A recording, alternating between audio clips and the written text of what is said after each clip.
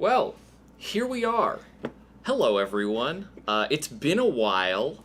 It's Michael. It's Zach. You know me largely. The hair is longer, courtesy of quarantine.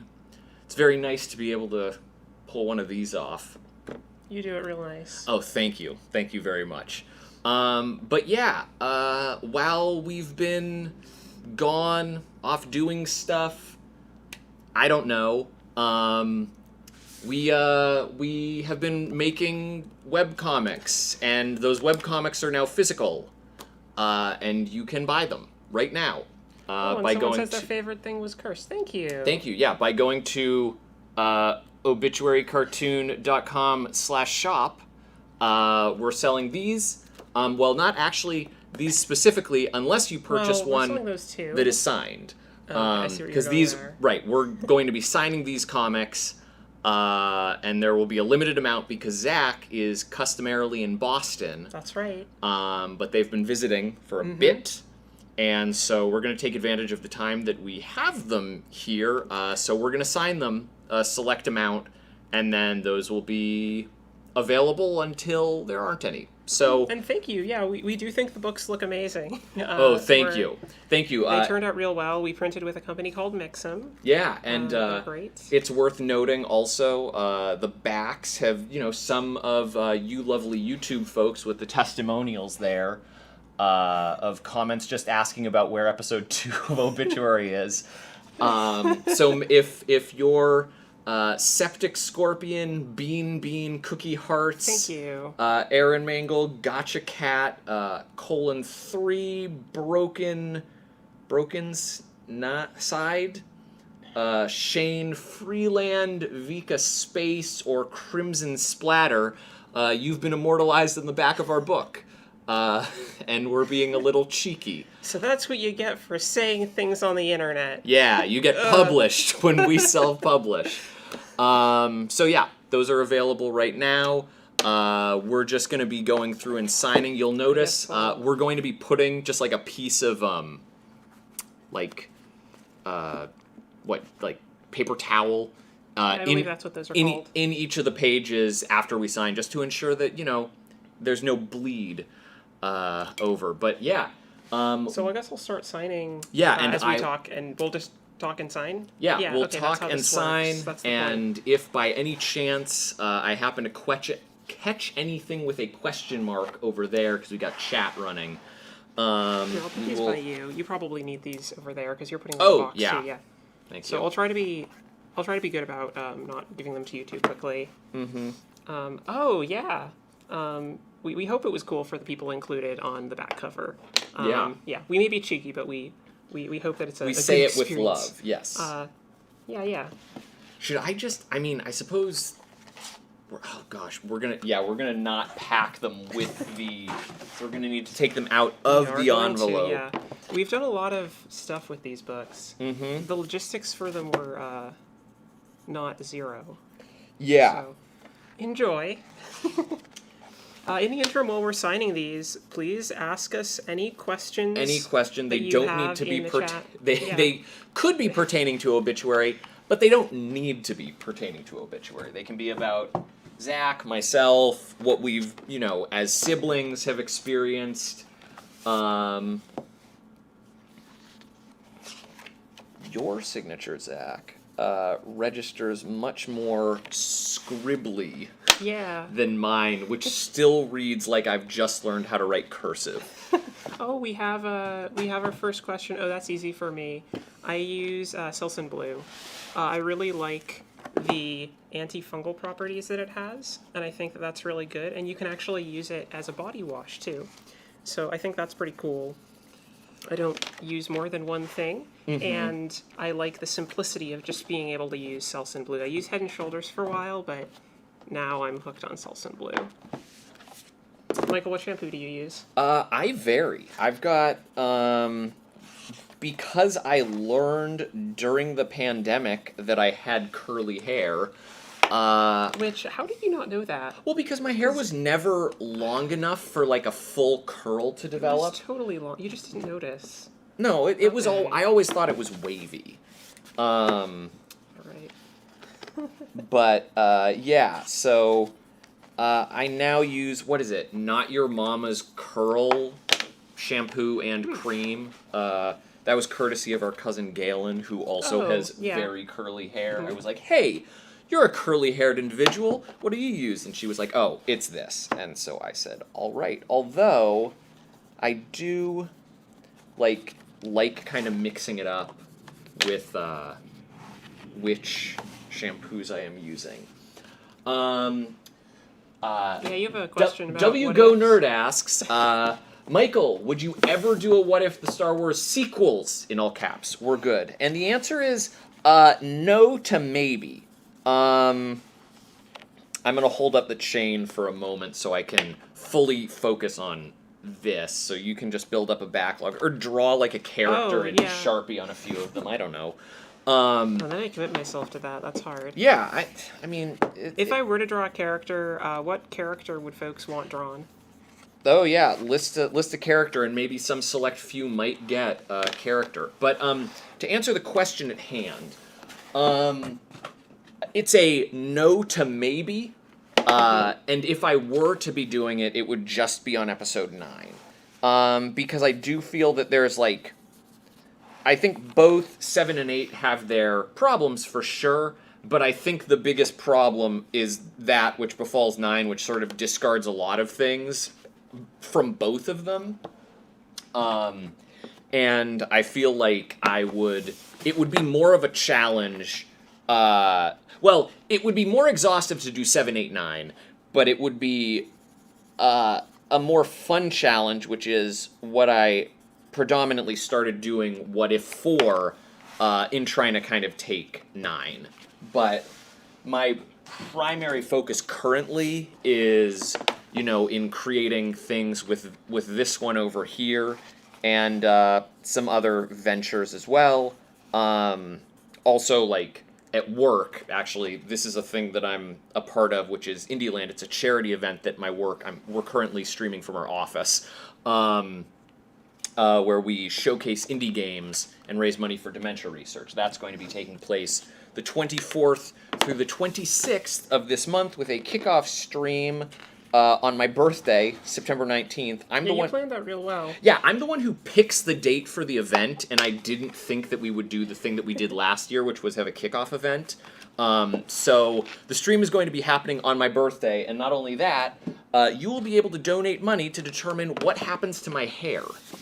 You should pick something real ridiculous. I think, I don't know. I want Michael to do something more unique with his hair. This is pretty, like, come on. For 33 years of my existence, the 30 years that you have known me, I have never done anything like this. So it's true. Cut me some slack. Oh, there's a very easy question. Yes, we are the siblings who wrote this. Yes. I am Zach. This is Michael. So that was a very easy question. Yes, we collectively are the Belated, as the cover of the book might suggest. Yeah, that sounds right. Yeah, this is Belated present. Look at us both like... Yeah. Maybe we're related. I don't know. Same mannerisms. Weird. Yeah. Okay. Looks like you have another question about Suicide Squad. Oh. Where is the question? Have you talked about James Gunn's Suicide Squad? I have not talked about it, but I can talk about it, and I liked it. I enjoyed it. I think of James Gunn's films, it's not at the top of my list. I think Slither is still the top, with the first Guardians being a close second, and then maybe, oh gosh, what was his second film? I'm blanking on it, but... yes, Josh, does look like Tarzan hair, I agree. Well, thanks. You're all ganging up on me and my hair. It has gotten past the point, there are some days where my hair, like, I get out of the shower and it really does have, like, a Hasidic Jew, like, I could audition for a rabbi role, sort of. Like, I could be in Holy Rollers, and have quite a bit of fun. But, Thank you, Ryan. Ryan. Okay, I need to sing the praises of Ryan Finnerty for a moment, because Ryan Finnerty is one of my dearest and closest friends from UCLA Film School. He got me my job at Smosh single-handedly. He's just a maverick of a man. He works harder than just about anyone I know. He has a lovely wife, Frankie, 2 wonderful kids, Oscar and Milo, who I need to spend more time with. And I am giving you one of these. No, like, you do not get to pay me any money, Ryan. This is coming to your house. You don't get a choice in the matter. Yeah, I love Ryan dearly.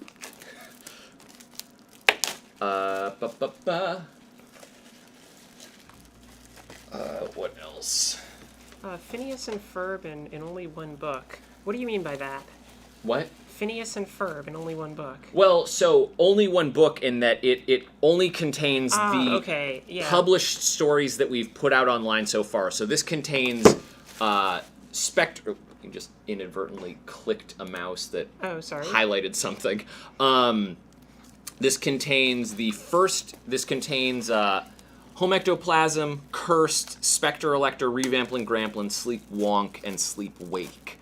And it also actually features a few Mortuary Mails and standalone comics. It's like we had a few like interstitial kind of comics that transition us from one episode to the other. So we have a few of those, all printed in wonderful color. It's got a nice heft and weight to it. So the Marks Carl asks. I didn't mark this one. Out of order. Out of order. Says the man Gramplin owns in the pilot is a doll or is he a corpse? He's a corpse. So and he is mindscaping that corpse. So there is a very short window of time in which a ghost can actually possess a corpse. Otherwise, they need to be asking permission if they can mindscape, which is effectively puppeting mortal. Oh, someone asks, where are the comics online? I'll answer that in the chat so y'all can get the link. Just a moment. Yes, if you search on Webtoon Obituary, it should immediately pop up. There are actually 3 iterations because we were a little bit dumb when we made it, but we also didn't want to spam you too much. Where there are standalone comics, which are shorter, like, single-panel things. I might have said it so you can't post links. Oh, okay. Well, maybe I'll. You described it. I'll just send in the chat a description. If you do that like colon, variant. So yeah, there are 3. If you search on Webtoon, there are 3 versions of Obituary that show up as episodes. Mortuary Mail, which you can ask characters about. You can ask characters questions and they respond. And then the standalone comics, which are usually just intended to be like 1 or 2. However, we are thinking about making a few of those like standalone comics have a slight bit of an arc. We're talking with maybe having like guest artists join to do some comics where we'd write what's happening, but they would be providing the art. I've just received a few texts and I just want to make sure that nothing is on fire. Is everything on fire, Michael? Oh, no, it's just my friend Alan asking, where are your comic books shipping from? In other words, can I purchase it from you directly and skip the shipping? To which I can reply, yes, just steal one from my apartment.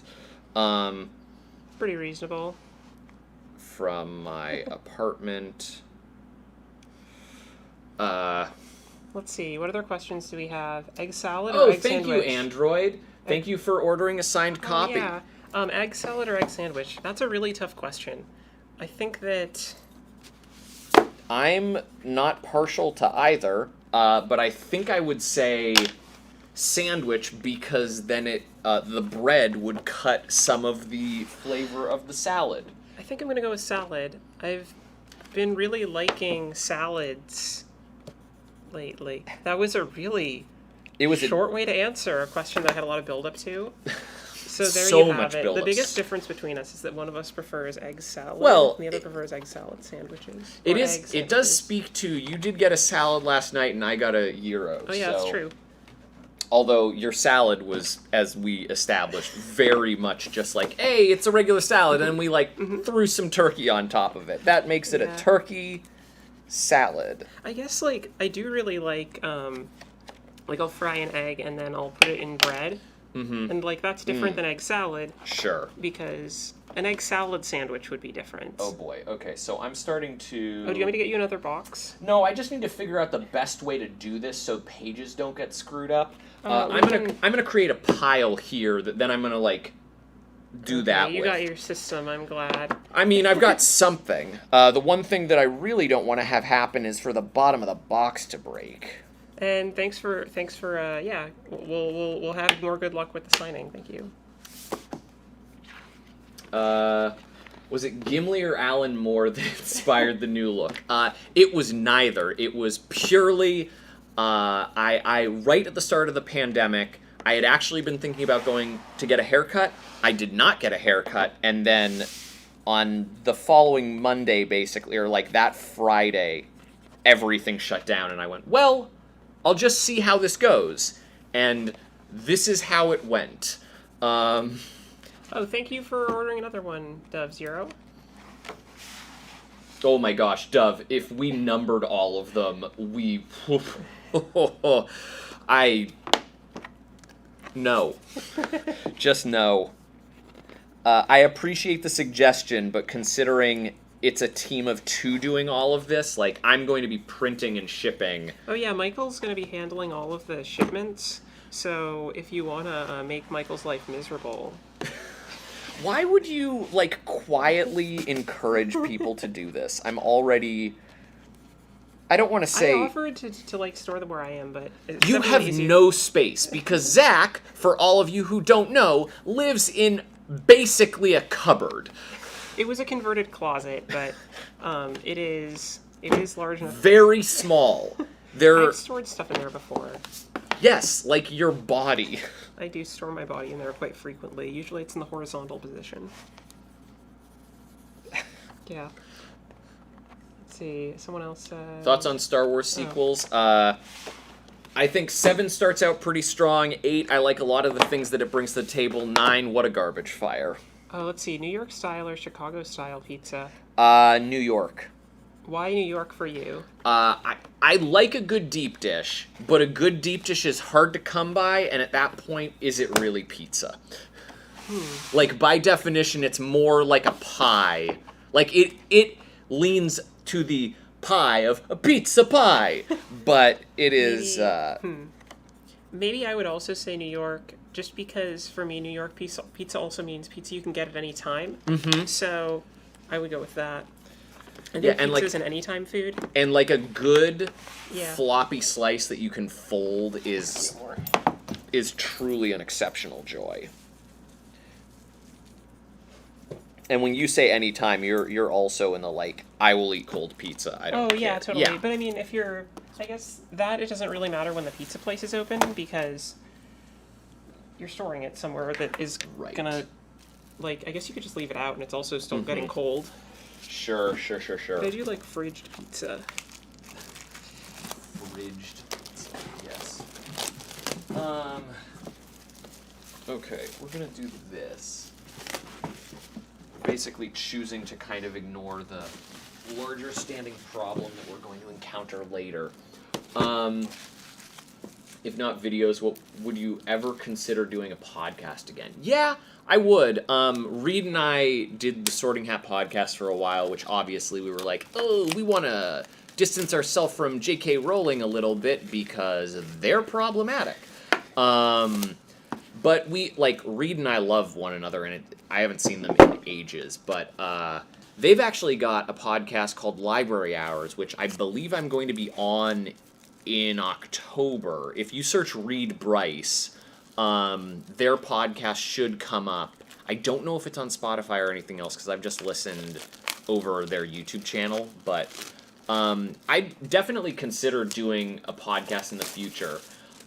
Jesus A. Adorno asked, what inspired Obituary? Obituary was inspired in, just start with that one. Yeah, I'll open these later. Obituary started as like a weird cross section between a few different things, I was doing one of those improv shows about time traveling cavemen, like you do, and called Grog and Mog, where I played the evil Professor Barity. Yes, just named after me. With my friends Jordan Stidham, who voices Gramplin, and a few other characters, and Eric Zipper, who I work with now at That One Video Entertainment as a writer here.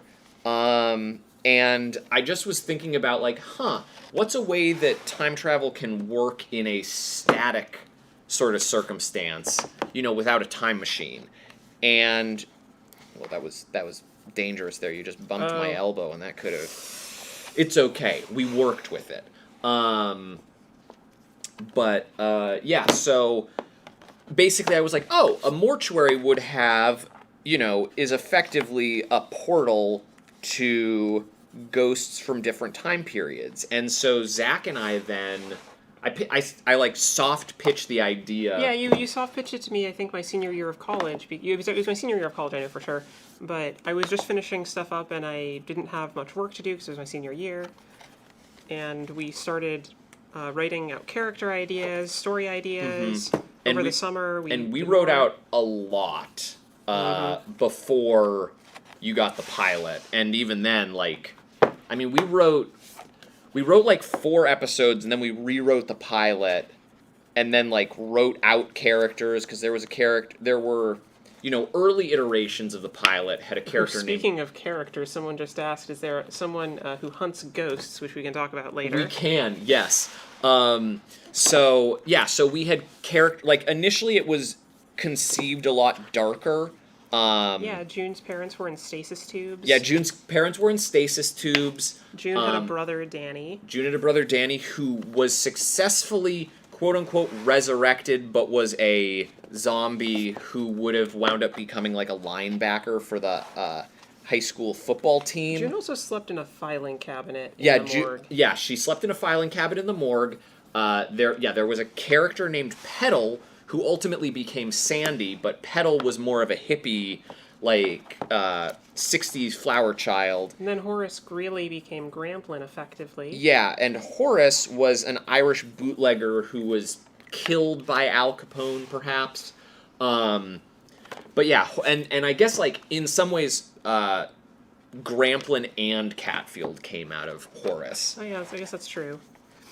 Because Catfield does have some ties with the mob.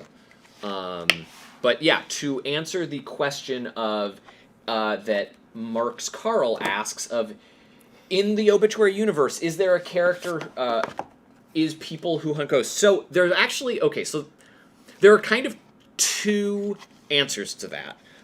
Neither of which are published in any way because we've partially had trouble with the episodes.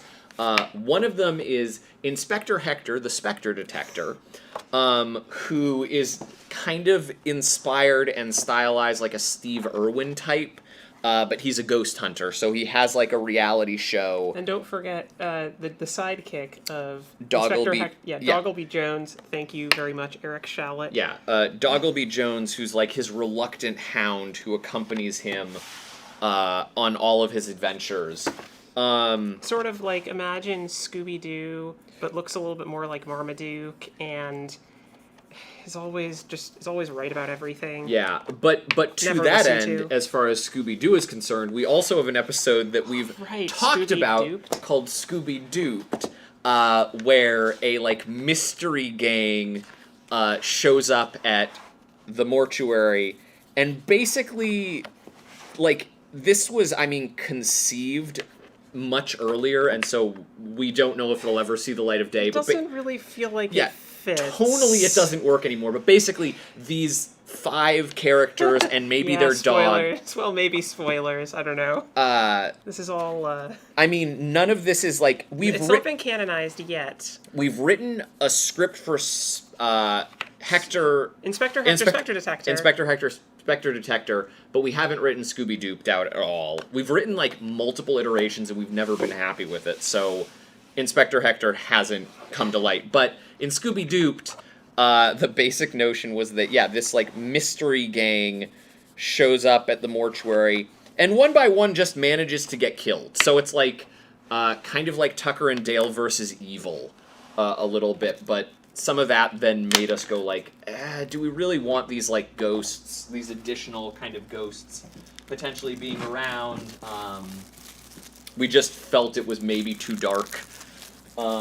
Because at least initially it was like, oh, we're gonna, like, gruesomely kill them. And that's a little less of the overall tone and style of the show at this point. So, or franchise, however you want to say it. I also realized part of what inspired Obituary was like shows and movies and things. Sure. I guess there's a lot of different media that's been inspirational to us. Certainly for me, Steven Universe has been a very inspirational show, especially more recently. Gravity Falls is up there. Gravity Falls is up there, yeah. I mean, in terms of other, just like comedy. Sorry, trying to sort out these boxes. Take your time. I'm not just waiting with this comic for you to sign. Oh my gosh, this. We'll get more of these too. Thank you. From our pile of a billion. But yeah, I mean, like, what's it called? Like, Homestar Runner was definitely influential in terms of, like, our comedy stylings. Homestar Runner, you can say a little bit of Rocko's Modern Life. You'll say that more than I will. Maybe I will. But, and then... Yeah, Obituary is a comic. Yes. This is it. Yes. Yes, Obituary is a comic. You can read it on Webtoon or just purchase, the full thing. You can also do both. You can do both. Once you read this, it doesn't preclude you from looking at the internet. It's true. It's weird. Oh yeah, sorry, I'll get started on these. Now you're... I'm the worst. Oh my gosh. The worst. Sometimes I wonder what would happen if you just, like... We're snakes? Yeah, I know. Yeah, all the time. What if you were snakes all the time? What if... Hashtag deep thoughts with the Beraties. Thank you, yeah. We're very proud of the animated pilot. Yeah. It was Studio so Yada cool to absolutely get that. crushed it. I keep capping my pen, and you are not. I don't understand why you do that. Oh, someone else asks, are there any restaurants you've been to that you highly recommend? That's a really hard question for me to answer because you make all your food. Yeah, I make all my food. I live in a co-op, and so we do a lot of cooking there. You're gonna have to hold because I need to tear up more of these. Yeah, Michael's just going off to make more strips between the books. But yeah, I live in a co-op, so I do a lot of my own cooking. And on the nights that I'm not cooking, someone else is assigned to cook usually. And if no one's assigned to cook and I'm not cooking, I'll usually just be lazy and just eat some of the food we have. We have a lot of leftovers. And I also don't really like going to restaurants. It's, I don't know, there's just sort of a social obligation for me that I realized I don't really enjoy for some reason. You're going to have to hold that for a moment. I guess the only restaurant that really comes to mind is the Red Onion for some reason. Red Onion in Palos Verdes, where we grew up, is an exceptional Mexican restaurant. It's super kitschy. Also, someone compliments you on your beard. Oh, thank you. And Michael's beard is looking pretty good today. What do you mean just today? Well, I mean, yesterday it was saying nasty things to me. Oh, that's fair. That's fair. Yeah, I guess that it could have been looking good, but being rude, it was a rude beard. Oh, the rudest beard. That's a children's book. The rudest beard. The rudest beard. It's written by the same person who wrote The Very Hungry Caterpillar. Oh yeah, Eric Carle? Same style. An Eric Carle style book about beard, just a disembodied beard, a disembodied. I feel like you can't really say disembodied beard. Mm-hmm. Someone asked, "Can we talk?" Dove's here asked, "Can we talk about Loki for a moment?" Have you seen Loki? No. The show. No, you've not seen. I haven't. I'm aware of the god, but I haven't seen the god either. Didn't visit me or anything.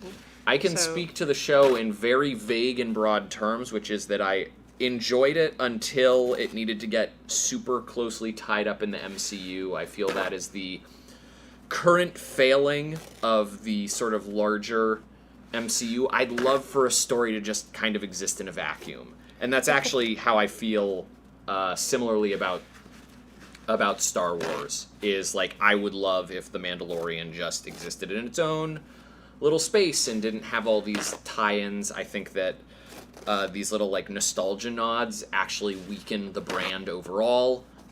They might feel good in the moment, but they don't actually embolden and build out the world or the franchise and detract from the characters that we're coming to love. So, and yes, Mexican restaurants are the best. in terms of other restaurants that I would recommend, there is... Oh my gosh, I'm forgetting this.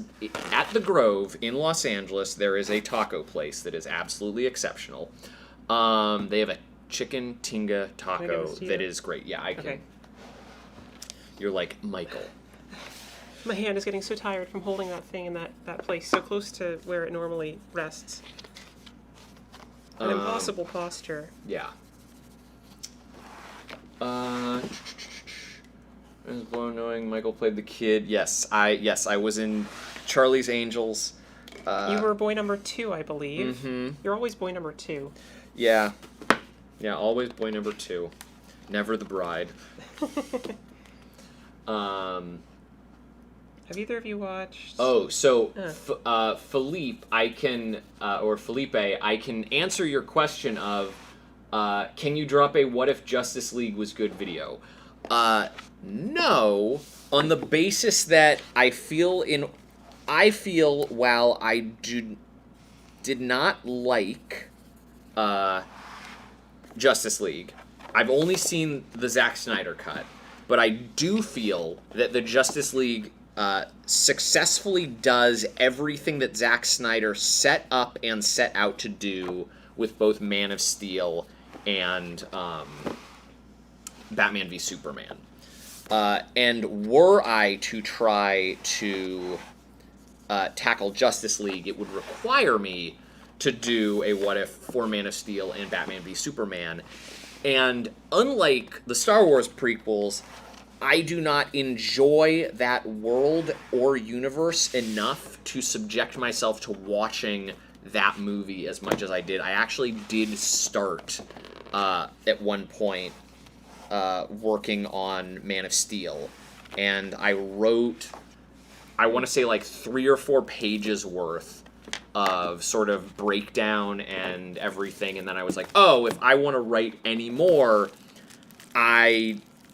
and that was only, like, addressing kind of, like, larger, broad issues with, like, character and kind of conceptually what was going on in the story. And I was like, well, if I want to do that, do more of this, I need to watch this movie again. And I really didn't want to. And that was at the point where I went, well, I guess I need to shelve this. So I'm very sorry. I should have signed this. I could have started opening more. I'll figure it out. What? I see you're in the transfer process right now. Yes, I am. Oh, and someone asked, do either of you enjoy RPGs? If so, what is your favorite? I've been playing far few games than I used to. I actually was a game developer for a little while. No games anyone would have heard of, unless you like sorting hardware, in which case Screw Sorter 2000 for the iPhone is for you. It's exactly what it sounds like. And but some would even go so far to say it's not a game. But the theme song says it is, Michael. The theme song says it's a game for you and me. Yeah. Which, that's a lie. It is not a game. It is not for you and me. I will say that. I have enjoyed some RPGs in the past, though. Not very many. I really enjoyed Super Mario RPG, but that's like... the deeper cuts of childhood. Yeah. Yeah, it was like Earthbound, Super Mario RPG. Oh, and Undertale. Undertale's great. I've still never played it all the way through. I would say probably Undertale is my favorite RPG. What are some of your favorites, Michael? Earthbound is up there. I did enjoy what I played of Final Fantasy VI. Oh, I just realized there's more to the question. It's tabletops, specifically. Oh. We can continue talking about this, but tabletops. I've only played a couple tabletops. I played one where we were all I don't remember the name of it, but we were all undead high schoolers. Mm-hmm. That one was pretty fun, and I did play a round of Evangelion, which I thought was okay. I just started watching Neo Genesis yeah. Evangelion. I've been playing through a campaign of Gloomhaven with some friends, and then also some friends. I've been sort of leading a game of Dice Throne Adventures. It's not like the deepest RPG, but I thoroughly enjoy Dice Throne as a game, and so the fact that they released like a campaign version of that's the same group who I played through Betrayal Legacy, also Pandemic Legacy Season 1 and Season 2. Season 2 we played exclusively during lockdown through Tabletop Simulator, so that's a little wacky and fun. Someone asked, have either of you watched High Maintenance or How To with John Wilson? I have not watched either. I've heard How To is very good. I haven't heard much about High Maintenance. And I've actually watched neither, which Michael is not surprised about. I No. don't really watch. I also don't know who John Wilson is, if that's someone famous. Don't worry about it. Okay. Yeah, I'm not good with that. Yeah. And yeah, Super Mario RPG, yeah, it rules. It's very good. Yeah, Super Mario RPG is great. I also more recently being like broadly, played the original Paper Mario finally all the way through, and it's very enjoyable. I don't think I ever played it. I mean, we wouldn't have because we didn't have an N64. Yeah, but it's just the fact that played at other people's houses. Right, And we borrowed Alex's. we borrowed Alex's N64. We started playing through it, but we didn't finish it. And then I finally was like, "Hey, do you still have your cartridge of Paper Mario?" And he was like, "Yeah, I think so." So I like dusted off. This is my friend from elementary school is my current roommate, and like he had his N64 and the cartridge, so like I beat my old save file of Super Mario or Paper Mario that way. And then what else? Are either of you excited for Matrix Resurrections this December? I'm ho-hum. I was late to the Matrix party, so to speak. Like, I didn't watch Matrix in theaters, although I did see 2 and 3 in theaters, but that was really just out of, like, oh, my friends are seeing a movie and I'm going to see it with them. So I saw both Reloaded and Revolutions. There we go. That's, I think, the second or third one. I'm pretty sure that I only saw the first Matrix, and I only watched it for a class. I was taking a cyberpunk class. You saw the Wachowskis Sense8 though, right? Or no? No, I've heard it's great. Yeah, I haven't watched it, but Yeah, I've heard it's really see, and I didn't see Jupiter Ascending, but I did see Cloud Atlas, which I was like one of the few people who was okay with it, despite some of its, acknowledging some of its like lesser things within it, but Oh, no, there's a recommendation for the Dune board game. I haven't played it, but apparently it's good.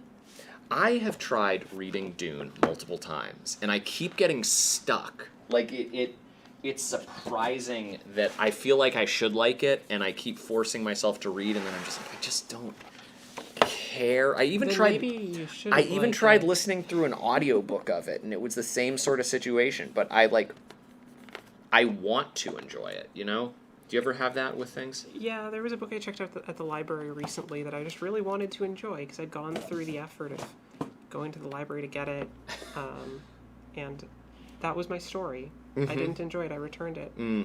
I forced myself to read through all of Moby Dick, which was just stupid.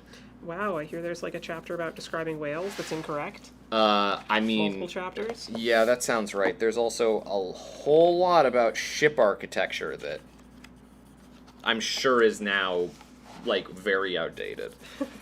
I think you've got a request to rate the prequels from 1 to 20. I'm not sure if that means put the prequels in order from, like, 1... There aren't 20 prequels. No, there aren't 20 okay. prequels. Yeah. Are there 20 prequels in Star Wars, Michael? No, I don't think you really know much about Star Wars, though, so I don't know if I should trust you. So. I mean, I don't, compared to so many people. Compared to you, yes, I know a lot about Star Wars, but compared to a lot of other people, Yeah, so began watching The Shield, The Wire, and The Sopranos. Thoughts on any of those? I haven't watched The Shield or The Sopranos, but I did watch The Wire. I've only watched the first 3 seasons of The Wire, and gosh dang it, I thoroughly enjoyed The Wire. I cannot believe that Idris Elba did not explode directly after that moment, because he's so good. And I'm so glad that now. Are you familiar with Idris Elba? I'm trying to think of what you would have seen. Why would I recognize the name of an actor? Yep. It's an actor, right? Yes. Someone? Okay. It's always this funny thing when I'm talking about an actor with Zach, and I need to very carefully dance towards what I like. I've definitely told Michael the way to get me to recognize an actor is to give me a reference from, basically pretend that I'm a 13-year-old kid in the 90s. And I will recognize the actor based on media targeted for that person. But then, I threw out Tim Curry, and you were like, I don't know who that is. And I was like, Muppet Treasure Island. They're Blackbeard. And or Long John Silver. And you were like, nope. And I was like, okay, Rocky Horror Picture Show. And you were like, oh! Okay. Which is I mean, that's not a kid in the 90s thing. Well, I don't know. Rocky Horror Picture Show was around in the 90s. I mean, it was around in the for a while. 90s, but still. That was a thing kid that I did. I don't know. I guess not then. Yes, views and rates. Yes, I'm still alive. I've been alive. Unlike the characters in our comic, some of whom are dead. You have to guess which ones are dead. I'll give you a hint. They're the ones who float. The ones who are ghosts. And I guess, and then there are those who are not dead, and then there are those who are, I guess, in between. Mm-hmm. Michael, when will you do a house tour video? Why would anybody want a house tour video? That house tour video would be over so quickly, because it's, hi, this is the main room where I play games. Hi, this is the room that's attached to the main room that I play games in, and this is the kitchen, which is kind of attached to those two things. Here's a bathroom that the guests can use. Here's my room. Here's Alex's room. I have a bathroom of my own. That's the tour. I think you're underselling your house, Michael. It's got a very comfy couch to sleep on. I mean... and thank you, Noah. We like this comic, too. Mm-hmm.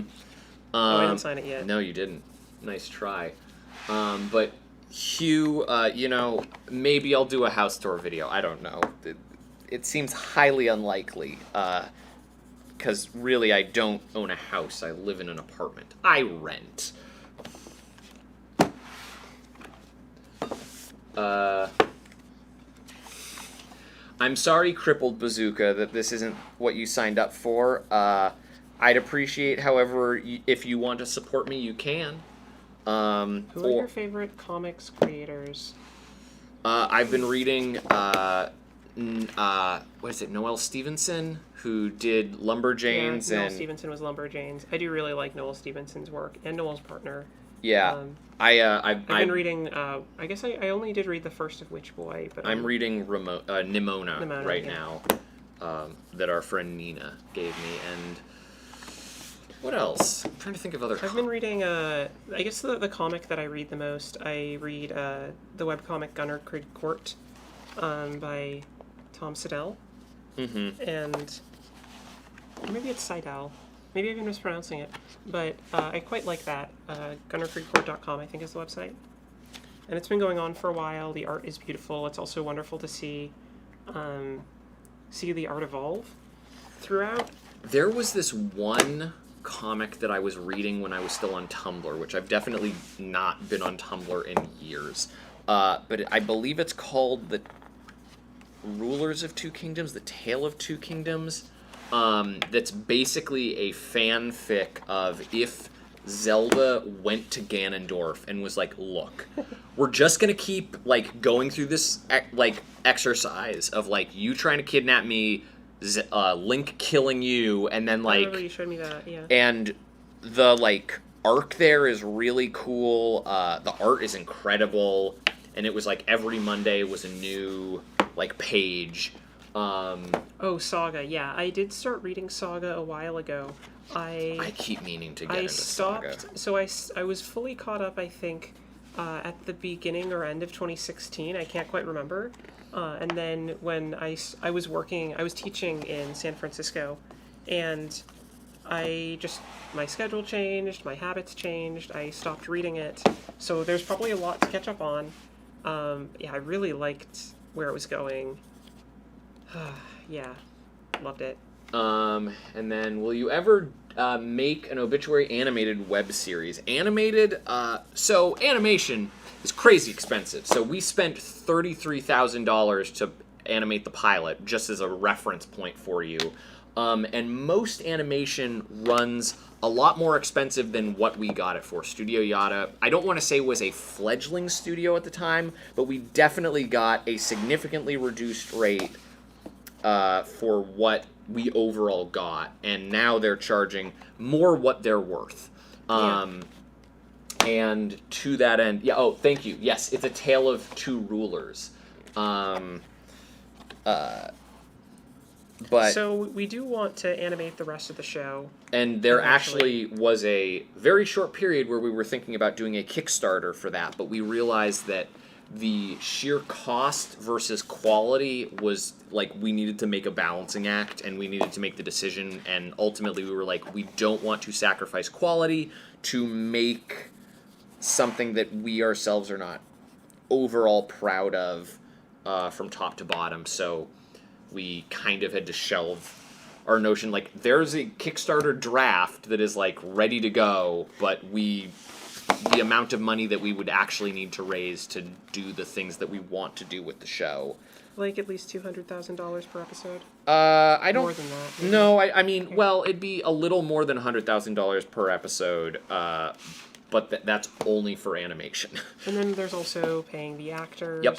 SAG-AFTRA costs because like Kimia and Ari are both within SAG, so we'd be needing to pay SAG rates, which is something like $933 for 3 character recordings. And if you have to make them voice more than a third character, you have to pay them an additional amount before it kind of recycles or resets.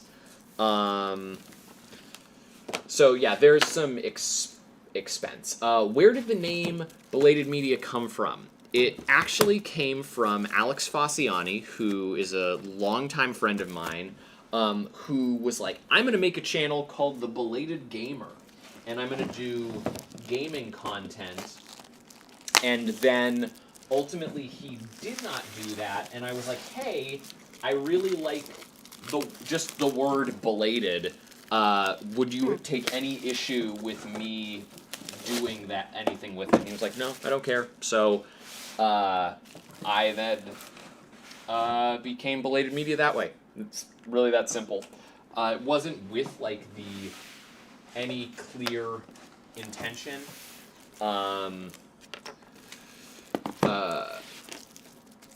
And so yeah, which is the better Blade Runner film? I mean, I'm inclined to say the original, the director's cut of the original, but that's not out of like. I've only seen the sequel once, whereas I've seen the original many a time. So I have a like more ingrained version. I think visually, you can probably say that the new Blade Runner probably takes it on a few different levels, but I mean it's similar to like, do you like? I mean, not to the exact extent of like, do you like Alien or Aliens, which are 2 vastly different movies. I'm just trying to shift these boxes around right now. Go ahead. Do your box shuffle. Yeah, I'm gonna just. Okay, so we got a full box here. And thank you for your interest in voice acting. We at this time don't have anything to voice. When we do, we'll probably post information about how voice actors can apply. And we also have a backlog of other folks who have expressed interest in voicing as well. But until we can get an animation studio signed on or get partnered with a larger team, there is nothing to voice. However, if you want to email us your real. Yeah, you email can us. Yeah, go ahead and we can keep it on file. But yeah. Yeah, there's We nothing. can't offer you any work. Sorry. We can't offer you any work because there's nothing to currently work on. It's... And while you're shuffling boxes, Michael, there's a question for you. How done are you with Star Wars, if at all? I'm not done with Star Wars, but I am. I do find it funny that I inadvertently became. Are you still shuffling? No, I'm okay, done shuffling. Okay. I do find it a little amusing that I unintentionally became something of like a, oh, you're the Star Wars person, and I'm like, oh, and I'll send the email in the chat. Yeah. Sorry, go on. So it's a little amusing that I unintentionally became kind of an authority on Star Wars for a while. Like, I'm in a Star Wars documentary about the prequels, which is very bizarre. There was like, I showed up to this shoot, and like, they have one of the people who like did VFX on Phantom Menace. They're like the lead VFX person, and here I am, just some like derpy YouTube personality, like who you can hardly even call me such a thing.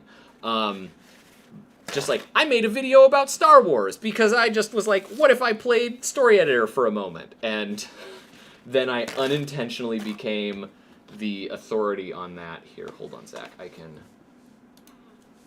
There we go. So, that's kind of a thing.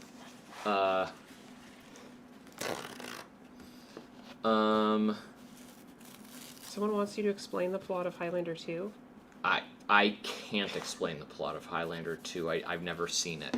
Well, watch it now and explain it. No, I won't. But I will pose to all of you just the question, do you know what the plot of Boss Baby 2, The Family Business is? Because no matter what you think it is, unless you've seen it, you don't know. And it is more nutty than you think. That's all I'll say. I'm just going to leave it at that. And I want you to, like, get a group of friends together, ask them that question, have them all propose what they think Boss Baby 2 is about, and then read the Wikipedia page.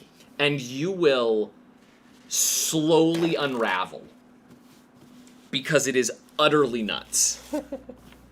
When we were in Oregon with Galen and Devin and Jacob, you were not there, but no, I was not. I posed the question to Jacob, and he made like a very rational pitch of like what he thought Boss Baby 2 was about, and he was so wrong.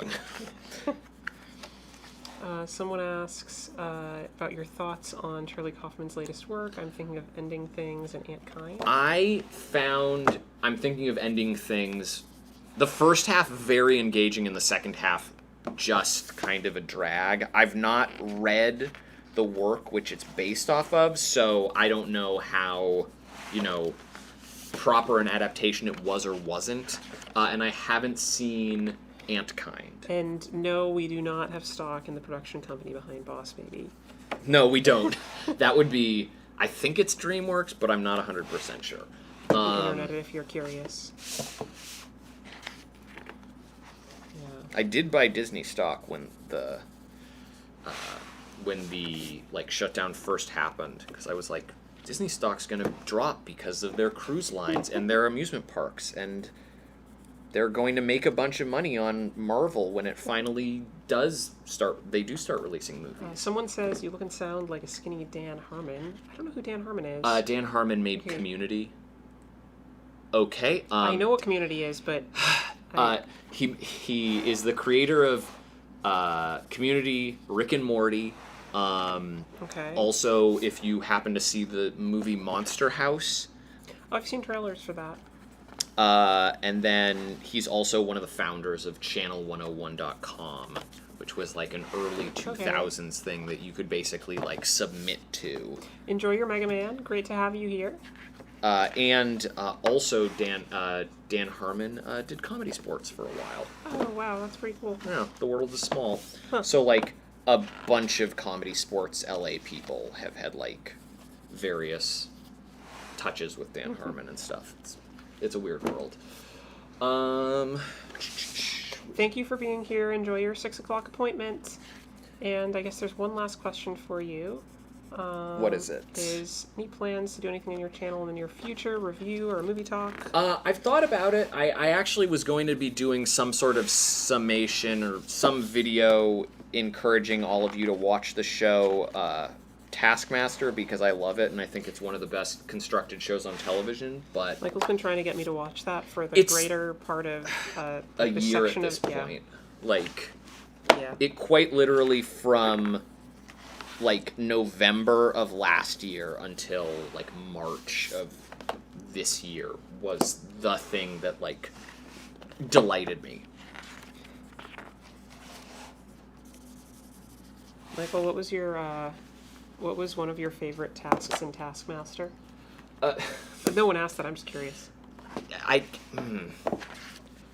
that a hard question? Is it like asking you to pick a favorite child? I mean, there are so many. There are so, like, each episode has, I think, 5 tasks, not counting the prize task. And so I'm trying to think of, like, the best overall moment. And I'm honestly at a bit of a loss. I think most of Series 7 is...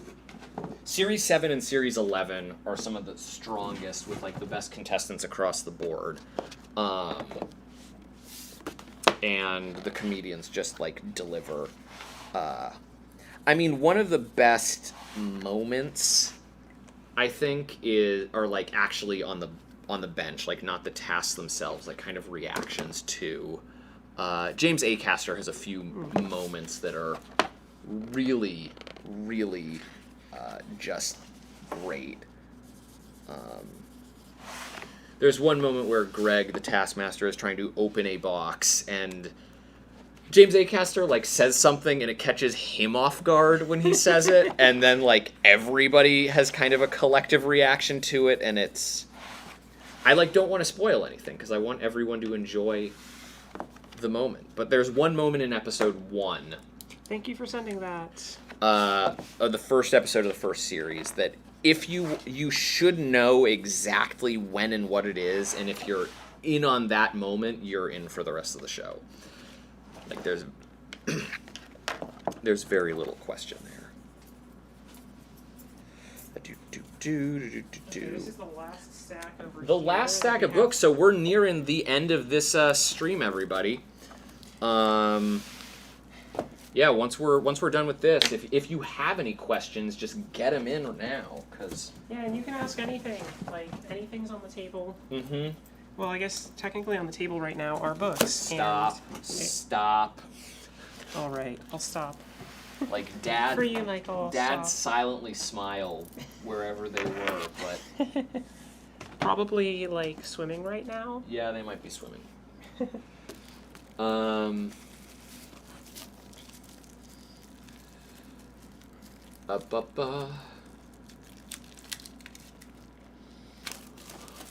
Whew, I'm actually a little tired. I wasn't expecting that because I slept in this morning. Michael, you slept on the stacks of books last night because we had to sell your house. Mm-hmm.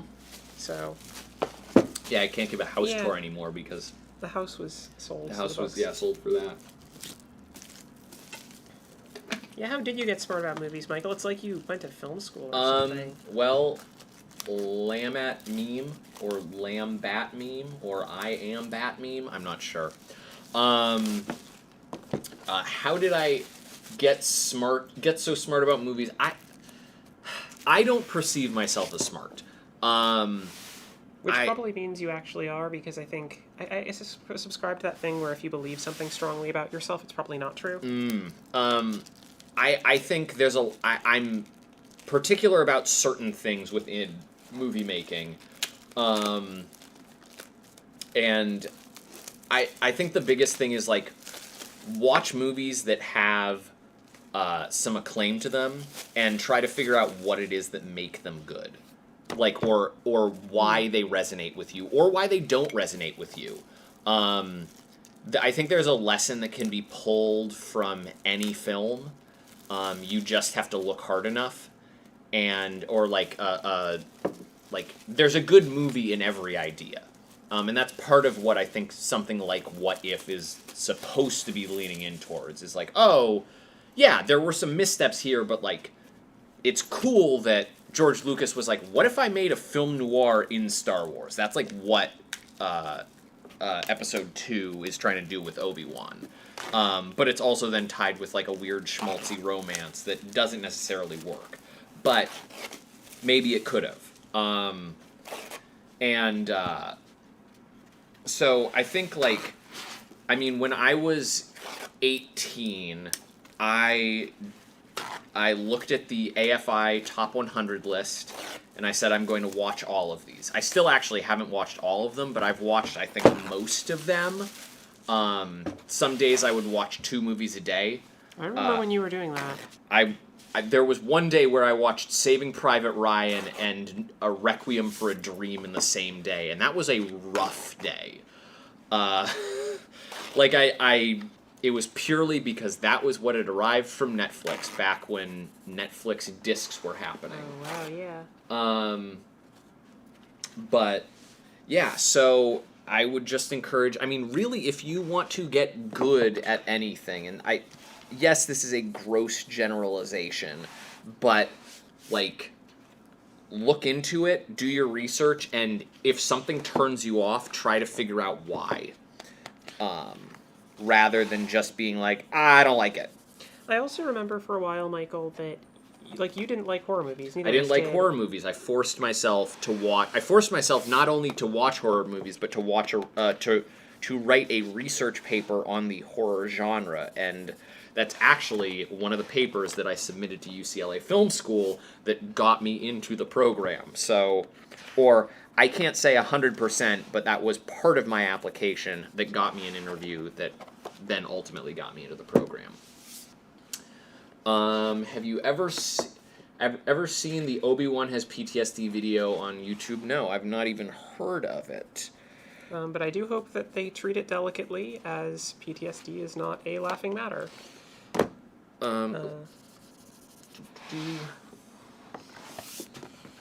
We are nearing the end. What is the end. better movie, first Blade Runner or Blade Runner 20? Oh, I think you've already answered your opinion on this movie. Which was it you said you liked? I mean, I think I lean towards the original, but that's partially because I've only seen the second once, and I feel most films, this is me going to be speaking against my own philosophy right now. If given the opportunity, I will watch a new film over rewatching an older film. There are a few exceptions to that rule. If I'm trying to research something, I'll rewatch something. Or if I just deeply, deeply love it. But if given the chance of hey, it's a movie night. Do we want to watch thing you've already seen, or at least or thing you've never seen, or at least have forgotten. So I hadn't rewatched Cool Hand Luke in at least 12 years. So a group of friends did a movie watching club, a movie club during quarantine. So that was actually great to rewatch, because the only thing I remembered about Cool Hand Luke was I can eat 50 eggs. Which, it's a little more than just I can eat 50 eggs. So this is a cooking show? Yes, 100%. Great. I guess it makes sense. Cool hand, as in you have different hands to deal with the different foods. Yeah, that's not it at all. Great. I'm just going to shift a few of these, hang tight. How can I hang tight? How can I possibly do it, Michael? I have faith in you. I might just collapse here on Don't the table. do that. Please don't. And then my hand might slip. No, don't do it. That slipped. You caught it in time. Oh, thank goodness. Tragedy averted. Get in your final questions right now. They can be about anything. Yeah, this is our last stack right here to sign. And once we finish signing, we are going to be signing off. Oh, we're assholes.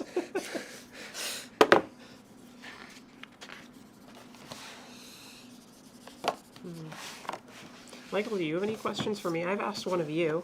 What was the question you asked of me? I asked you a question that was from my brain mind. Sure. That I can't remember now, but it was one not from the chat, and it was something I was curious here, about. I'll ask a question for Okay. you. Which now that you have a Switch Lite, which game are you most excited to play on Switch?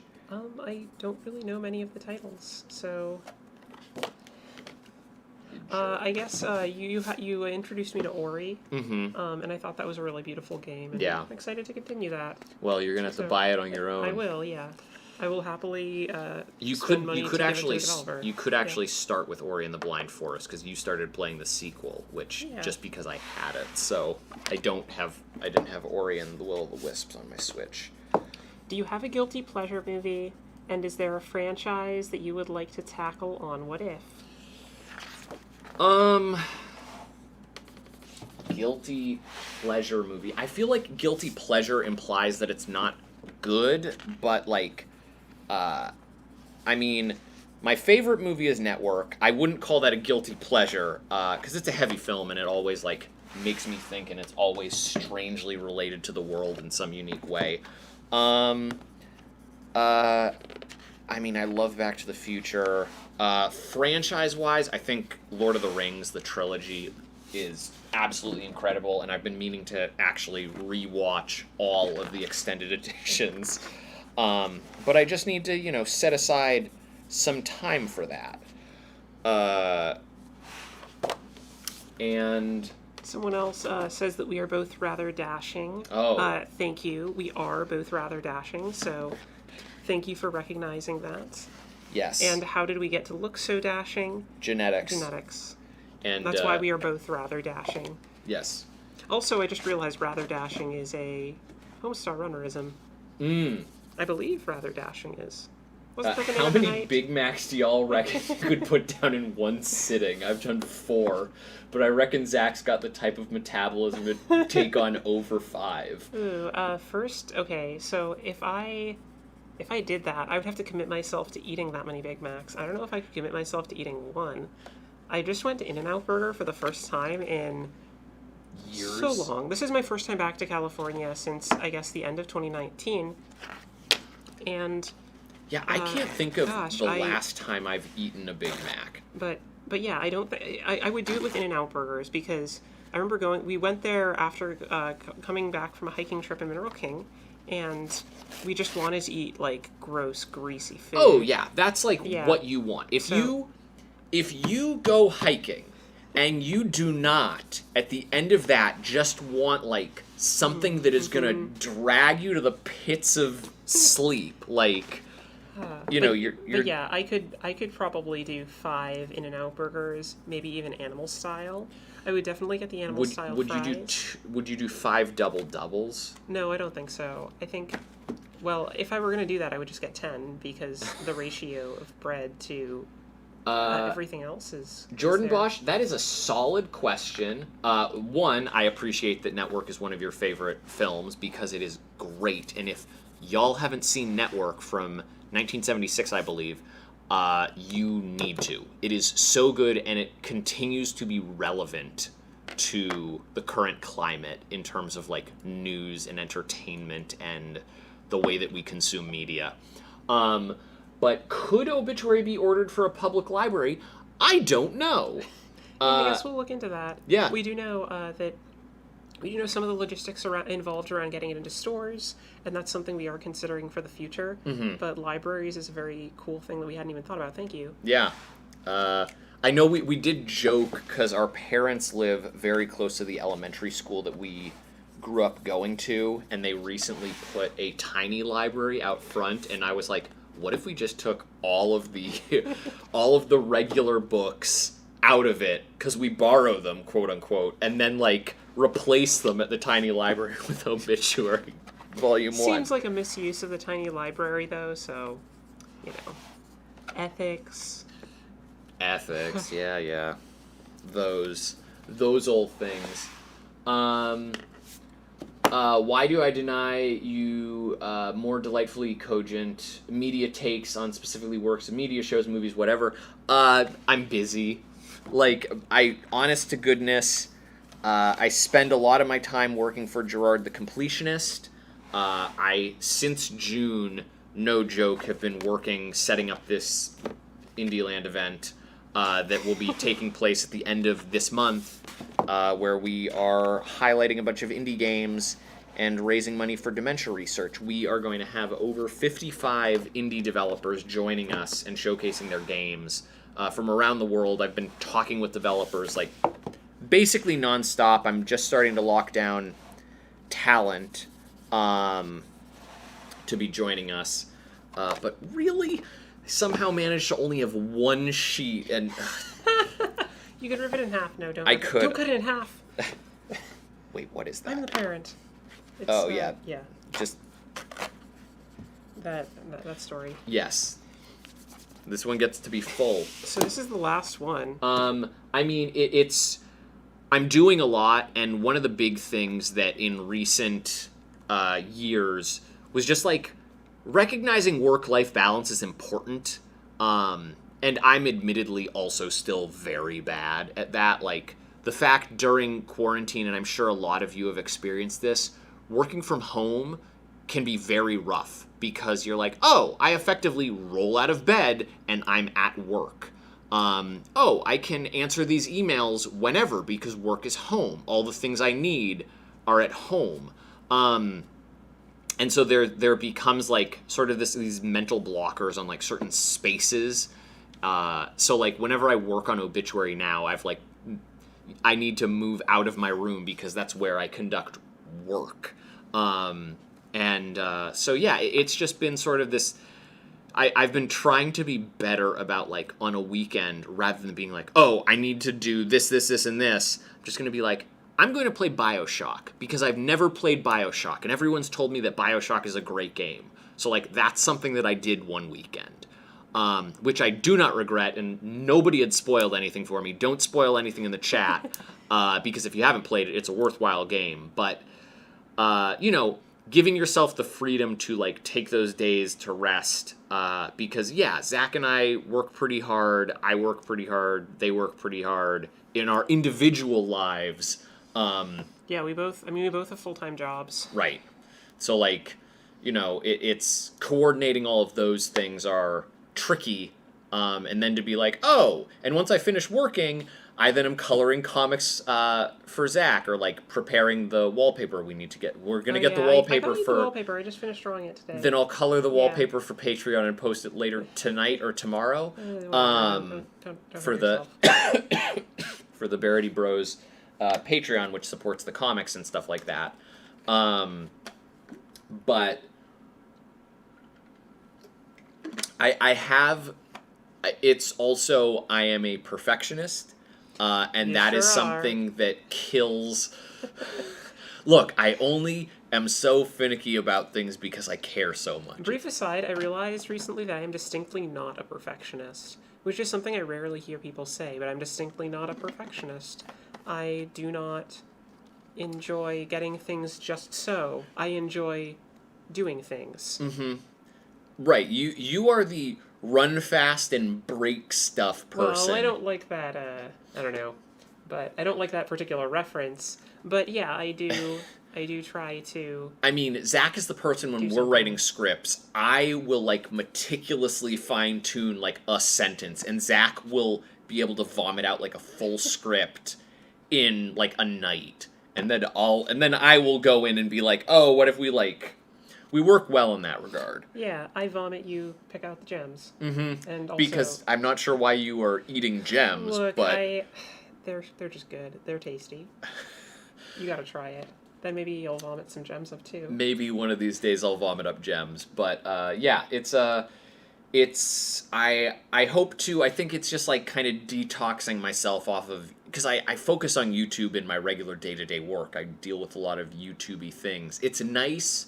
when they're like the benefits of Belated Media currently is that I'm never thinking about it as like, oh, I gotta like make this video, otherwise I won't be able to eat, which is what a lot of influencers or YouTubers, like that's their circumstance. It's like, no, I have a job, so I'm able to focus on things that bring me a great amount of joy. And it's, yeah, I sometimes have started to write out Belated Media scripts or like jotted down ideas for something for Belated. and then ultimately been like, oh, and then I've run out of steam or something has come up that has kind of pulled me away, and then when I go back to it, I'm a little less thrilled about it. So I really need to be like locked in a room and just be like, I just need to do this one day. But I hope you will all forgive me that we don't. I like the notion of doing it, but then in practice, I'm like, I hate looking at myself while I'm editing this. But such is life. This is the last one. Yeah. This is the last one. I was gonna say maybe we should do something special for it. We should sign it. Oh yeah. Yeah. Okay. I was like, I don't have anything in mind, but. Well, here we go. Great. And there that is. So if you have any last moment questions, now is the time to get them in as I shift everything in. If not, thank you all for joining us for this. And we hope that some of you might have, discovered, oh, hey, there are Obituary comics, didn't know about them, and you might pick one of them up. Because we appreciate your support that way. If not, we think you're all great. Yeah, thank you all for spending time with us. Yeah, we know that this was questions, participating in this thing that we didn't advertise anywhere. An unprompted thing. If we suddenly sell out of, I think this is like 140 or so. Yeah, possibly we'll sign some more later. Yeah, maybe we'll sign a few more. But this has been.